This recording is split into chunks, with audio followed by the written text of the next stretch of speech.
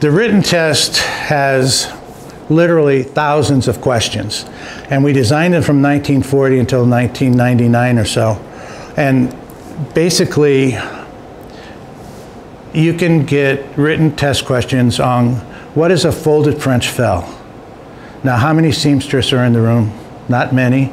Folded French fell is simply the interlocking of the fabric with a double stitch down it that we use in balloons and we use in fabric aircraft. But you can get a question on that. How many stitches per inch on a folded French fell? 14, but remember that. That's a free test question. And wood splices. How many people work on wood aircraft? You work on composites on the blades and things, but not on wood. So there could be wood stuff. So those are the things that you need to study. One of the instructors from Miramar said one time that the best way to take a test is if you're doing paper, is you get the study guide and you go and take a magic marker and you blank out all the wrong answers. So when you're studying, all you see is the right answer, so you're going to have instant recollection of that answer. Because we do tend to write a few tricky questions, and then you'll know the exact way that that answer is on that exact question. So just a technique, a little grandfatherly advice for y'all. The Olin Practical is 43 technical subjects that they're going to test you on. The issue with that is that the DME sets its own rates, not the FAA. So don't come whining back to us if the guy has charged you what you think is too much. That is between you and him, and FAA has nothing to do with that. I know that the ranges for a single test range from $850 to a dual test being $1,500. I don't know what area you're going to test in, so I won't even venture a guess on what fees they're going to charge you.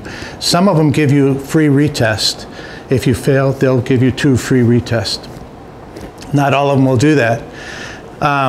Like I said earlier, the test is generated by a computer, not by the inspector.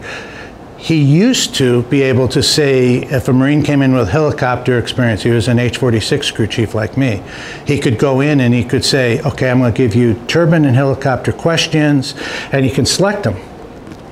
They don't do that anymore. Now he goes in and he puts your name and your ID number in, hits a button, and the computer generates a test. So you could be lucky and you could get an Allison 250 C-20 turbine engine question where you just have to pull a fuel nozzle and an igniter, or you could end up with reciprocating questions on a radial engine, which unless you're my age, my generation, you don't even know what a radial engine is. So that is the problem. You're going to be tested on all these products, the sheet metal, electric, hydraulic system, fuel systems, everything that makes the aircraft work, you're going to be tested on in those 43 technical subjects. You have somewhere between 8 and 12 hours that it's going to last. Sometimes because they have to treat you as a novice and you can't be rushed. Some people have taken 2 full days. It just depends on the individual and the DME.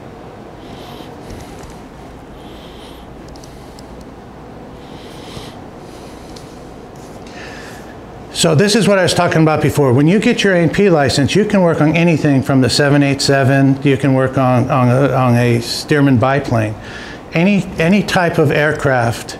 The other thing that's in there now, which wasn't before, is drones. Many of the drone operators, even the small drone operators, require their technicians to have an A&P mechanics license. So there's a drone opportunity, and I know that the Marine Corps has an MOS for drone guys and girls that are drone Marines, excuse me, that will qualify to take their A&P test.